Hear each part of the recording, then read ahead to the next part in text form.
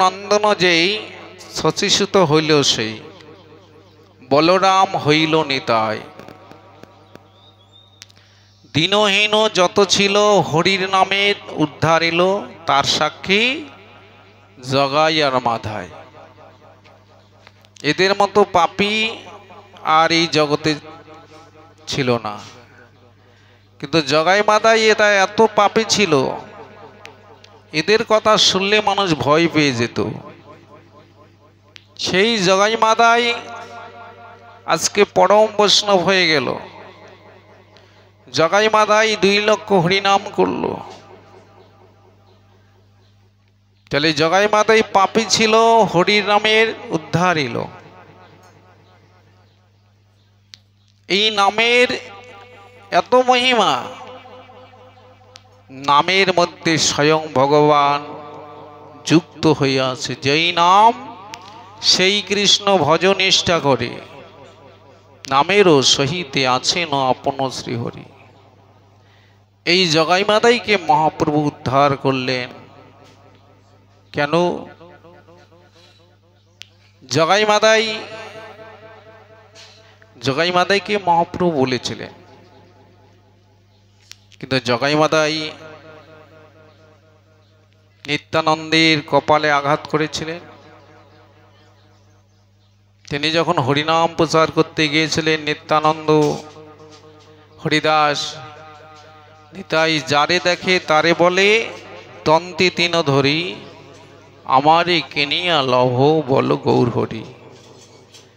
এই নিত্যানন্দ দাঁড়ে দাঁড়ে নেচে নেচে সবাইকে হরিনাম দিচ্ছে, কিন্তু সবাই তো হরিনাম গ্রহণ করে না। সেই নিতাই চাঁদ জগাই মাধাই যেদিকে যায় সেই রাস্তায় ধরেছিলেন। আর জগাই মাধাই নিত্যানন্দকে দেখে 2 ভাই মদিরা পান করে নেশাগ্রস্ত হয়ে নিত্যানন্দের কপালে আঘাত করেছিলেন কলসির কানা দিয়ে। আর যেই কলসির কানা দিয়ে আঘাত করেছিলেন, নিতাইয়ের কপাল ফেটে দরদর ভাবে রক্ত পড়েছিল। হরিদাস ঠাকুর ছুটে গেলেন কোথায়? মহাপ্রভুর কাছে। মহাপ্রভুর কাছে গিয়ে বলছে, প্রভু, তোমার নিত্যানন্দের কপালে আঘাত করেছে। মহাপ্রভু তখনই ক্রোধান্বিত হয়েছিল। মহাপ্রভু ক্রোধান্বিত হয়ে বলেছিলেন, আমার নিতাইয়ের অঙ্গে কে আঘাত করেছে? বলছে জগাই মাধাই। এরা 2 ভাই এত পাপী, এই পাপীকে আর এই মর্তধামে রাখবো না। ছুটতে ছুটতে আসলেন, এসে সুদর্শনকে স্মরণ করছে, সুদর্শন, তুমি এই এক্ষণে এসে এই পাপীকে বিনাশ করো। সুদর্শন ছুটে এসেছিলেন, কিন্তু নিত্যানন্দ সে তো পরম দয়াল। এই জন্য বৈষ্ণবের স্বভাব তারিতে পামর নাহি, নিজ কার্য নাহি মাগে যায় পরঘর। তার কপালে আঘাত করলো, তবু সে মনে কিছু করিল না। যেই মহাপ্রভু ক্রোধান্বিত হয়ে সুদর্শনকে স্মরণ করেছিলেন, নিত্যানন্দ গিয়ে মহাপ্রভুকে বলেছিলেন, প্রভু, আপনি এটা কি করছেন? সুদর্শন চক্রকে স্মরণ করলেন, আপনার প্রতিজ্ঞা ভঙ্গ হয়ে যাবে। আপনি তো কথা দিয়েছিলেন কলিতে কোনো অস্ত্র ধরব না, এবে অস্ত্র না ধরিব, প্রাণে কারো না মারিব, হরিনাম দিয়ে আমি হৃদয় শুধিব। তাহলে তুমি যদি সুদর্শন চক্র ধারণ করো, তাহলে তোমার তো প্রতিজ্ঞা ভঙ্গ হয়ে যাবে। এটা কখনো করো না প্রভু। তখন চৈতন্য মহাপ্রভু বলেছিলেন, নিতাই, তোর বড় পরম দয়াল, তোর এত করুণা, তোর অঙ্গে আঘাত করলো, তবু তোর মনে কোনো সংকোচ হলো না। ঠিক আছে নিতাই, জগাই মাদাইকে ডাকলেন মহাপ্রভু, ওরে জগাই মাদাই, তোরা আমার কাছে এসো, তোরা যে অপরাধ করেছিস নিতাইয়ের কাছে নিতাই ক্ষমা করে দিয়েছে। তবে তোমরা প্রতিজ্ঞা করো, যদি কথা দাও আর না করো পাপ, তাই তোমার সব পাপ আমি এখনই গ্রহণ করে নেব, সব হরণ করে নেব। এরা জগাই মাদাই এত পাপ করেছিল, লড়ি লড়ি পাপ করেছিল, কিন্তু সে পাপ এক সেকেন্ডে খণ্ডন হয়ে গেল। জগাই মাদাই বলিলেন, মহাপ্রভু বলিলেন, জগাই মাদাই তোমরা বলো, যদি আর না করো পাপ। জগাই মাদাই বললেন, আর না রে বাপ, জীবনে যা করেছি আর এইরকম পাপ কর্ম করব না। আমরা দুই ভাই, তোমার চরণে আমরা প্রাণ সঁপে দিলাম। তাই জগাই মাদাই দুই ভাই মহাপ্রভুর চরণে প্রাণ সঁপে দিয়ে পরম বৈষ্ণব হয়ে গিয়েছিলেন। আর গঙ্গার তীরে বসে দুই ভাই হরিনাম করেছিলেন 2 লক্ষ। এই 2 লক্ষ হরিনাম করে জগাই মাদাই পরম বৈষ্ণব হয়ে গেল। কিন্তু আজও প্রমাণিত আছেন, শ্রীধাম নবদ্বীপে যাবেন, একটা সেতু আছে, ওই গঙ্গা সেতুর 2 দিকে জগাই মাদাই দাঁড়িয়ে আছে। এই জগাই মাদার ঘাট এখনো আছে নবদ্বীপে। নবদ্বীপে গেলে দর্শন হয় জগাই মাদার ঘাট। ওই ঘাটে বৈষ্ণবরা গেলে এখনো স্নান করে। জগাই মাদাই ওখানে 2 ভাই স্নান করে ওই জায়গাতে হরিনাম করেছিলেন। নবদ্বীপে গেলে দেখতে পাবেন চাঁদ কাজীর সমাধি। যে মুসলমান হয়ে মহাপ্রভু তাকে দীক্ষা দিয়েছিলেন, কিন্তু চাঁদ কাজী দীক্ষা গ্রহণ করতে চাননি। কিন্তু মহাপ্রভু বলেছিলেন, কাজী সাহেব, এই হরিনামের কোনো নিয়ম নিষেধ নেই, সবাই নিতে পারে, মুসলমান খ্রিস্টান ডোম যা আছে এই 36 জাতি সবাই গ্রহণ করতে পারে। তখন কাজী বলেছিলেন, নিমাই, আমি যে মুসলমান, আমি দীক্ষা গ্রহণ করতে পারবো? হ্যাঁ, কেন পারবে না? নিমাইয়ের আদেশে চাঁদ কাজী দীক্ষা গ্রহণ করেছেন এবং জপমালা দিয়েছেন। এবার কাজী সাহেব নিমাইকে প্রশ্ন করিয়াছিলেন, আচ্ছা, তুমি যে আমাকে হরিনাম দিলে, আমাকে তো মুসলমানরা কবর দেবে না, আর হিন্দুরও আমাকে পুড়বে না, আমার দেহটার গতি কি হবে? চৈতন্য মহাপ্রভু বলেছিলেন, কাজী সাহেব, তোমার দেহের গতি আমি করব, কেউ যদি না করে। অবশেষে নিমাই কথা দিয়েছিলেন, কাজীর দেহটা মারা যাওয়ার পর মায়াপুরে সেখানে সমাধি দিয়ে একটা চাপা ফুলের গাছ সেখানে লেগে দিয়েছে মহাপ্রভু। সেই গাছটা আজও প্রমাণিত আছে। এখনো হাজার হাজার বৈষ্ণব চাঁদ কাজীর সমাধি দর্শন করে এবং পরিক্রমা করে। সেই চাপা ফুলের গাছটি আজও বেঁচে আছে। এই গাছটা অনেক হাজার হাজার ভক্ত গিয়ে প্রণাম করে। কেন প্রণাম করে? কামনা বাসনার জন্য অনেকে আশীর্বাদ নেয়, অনেকে কামনা নিয়ে যায়। যাদের কামনা পূরণ হয় তারা ধূপকাঠি, বাতাসা যা পারে নিয়ে ওখানে প্রদীপ দিয়ে দেয়। আর ওই ফুল গাছে দেখবেন অনেক লাল সুতো দিয়ে অনেক কিছু বেঁধে দিয়েছে। কামনা করেছে। তা সে গাছ আজও বেঁচে আছে 500 বছর।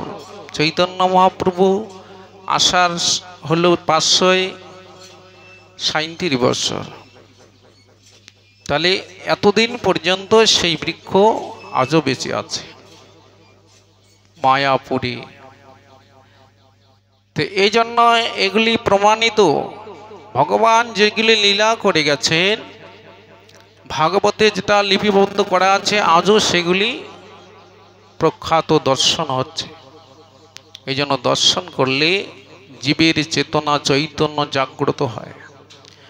যতক্ষণ আমরা দর্শন করব না ততক্ষণ আমাদের চেতনা জাগ্রত হবে না, বিবেক চেতনা জাগবে না। ধামের কৃপা, ধামের গুণ, শ্রীধাম, নবদ্বীপ, বৃন্দাবন, পুরীধাম, এই যে ধামগুলি মহাপ্রভু তিনি নিজে পায়ে হেঁটে গিয়েছিলেন। আগে তো কোনো যানবাহনের ব্যবস্থা ছিল না, কিন্তু মহাপ্রভু পায়ে হেঁটে পুরীধাম গিয়েছিলেন, পুরীধাম থেকে বৃন্দাবন গিয়েছিলেন। বৃন্দাবনে গিয়ে রূপ সনাতন তাদেরকে দিয়ে সেই ধর্ম প্রচার হয়েছিল এবং বৃন্দাবনে রাধাকুণ্ড লুপ্ত হয়ে গিয়েছিল। রাধাকুণ্ড, শ্যামকুণ্ড ওখানকার মানুষরা জানেই না এখানে যে রাধাকুণ্ড শ্যামকুণ্ড ছিল। ওই জায়গাটা ওখানকার মানুষ ধান ফলাতো, ওটা ধান ক্ষেত করেছে, চাষবাস করে মানুষ ধান ওখানে লাগিয়েছে। আর ওইখানে একটা ছোট্ট ডোবা ছিল। মহাপ্রভু বৃন্দাবনে যাওয়ার পর ওই ডোবাতে গিয়ে স্নান করেছে। আর ডোবাতে স্নান করাতে চৈতন্য মহাপ্রভুর অষ্টসাত্ত্বিক বিকার ভাব আসলো। প্রেমে গদগদ হয়ে মহাপ্রভু নৃত্য করতে করতে মূর্ছাগত হয়ে গেল।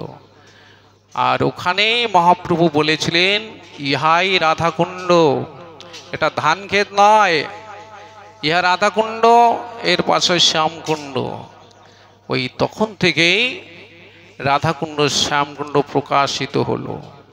তাহলে চৈতন্য মহাপ্রভু যদি বৃন্দাবনে না যেত রাধাকুণ্ড শ্যামকুণ্ডের মহিমা লুপ্ত হয়ে যেত।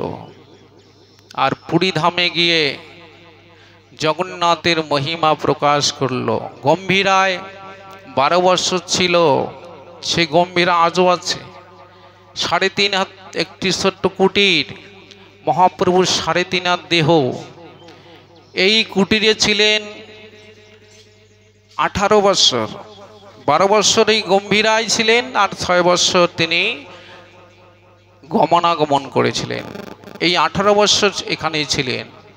আর যখন মহাপ্রভু ওখানে শুয়েছিলেন মাথায় কোনো বালিশ দেননি, 12 বছর এমনিতে ছিলেন।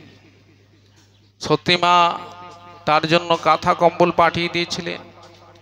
কিন্তু এই যে আমরা তো সুখের জন্য ছুটি, মহাপ্রভু যিনি জগতের ভগবান ঈশ্বর তিনি সুখের জন্য ছুটেনি। তিনি কি করলেন? মাথায় বালিশও ব্যবহার করলেন না। কি করলেন? এমনিতে মাটির মধ্যে মাথায় তিনি কিচ্ছু দেননি। তাহলে মহাপ্রভুটা জীবকে শিক্ষা দিয়ে গেলেন, আমরা যতক্ষণ সুখে থাকব ততক্ষণ ভগবানকে স্মরণে আসবে না, স্মরণে পড়বে না। তাহলে যত কষ্ট পাবো, যত দুঃখ পাবো, যন্ত্রণা পাবো, ক্লেশ পাবো, তত ভগবানের নাম বেশি করে স্মরণ করব। এই দুঃখ, যন্ত্রণা, ক্লেশ, শরীরের ব্যাধি, এটা তো সংসারে আসতেই থাকে।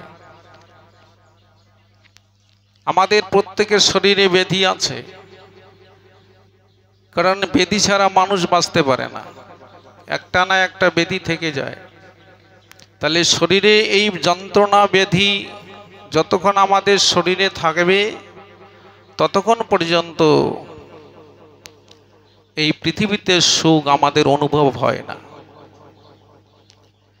তাহলে শরীর যদি ভালো থাকে পৃথিবী ভালো সুন্দর, আর শরীর যদি আমার কষ্টদায়ক হয়, রোগাগ্রস্ত হয়ে যায়, তাহলে পৃথিবী সুন্দর দেখব না। সেই জন্য আমাদের সংসার নিয়মতেই চলতেই থাকবে, কিন্তু আমরা চলতে পারবো না, দেহ একদিন চলবে না।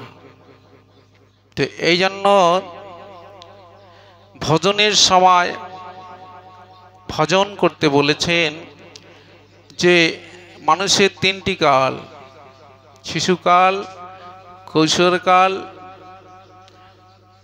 যৌবনকাল, বৃদ্ধকাল। শিশুকাল থেকে আমাদের ভগবানের যারা আরাধনা করে সেটাই হচ্ছে শ্রেষ্ঠ।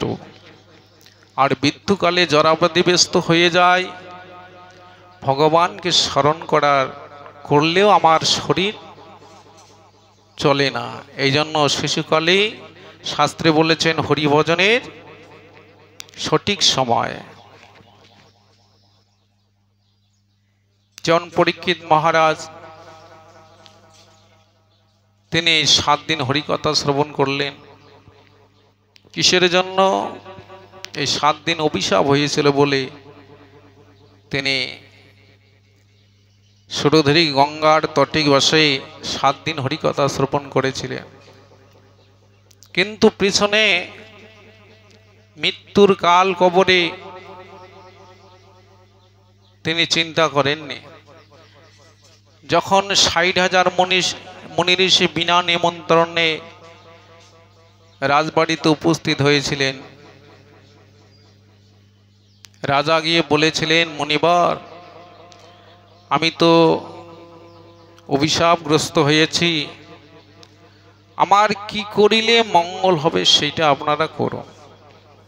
মুনি ঋষিরা বলেছিলেন, কেউ বলে যজ্ঞ করো, যাগ করো, হোম করো, কিন্তু কোনোটাও হচ্ছে না। নানা মুনির নানা মত। আর ওই সময়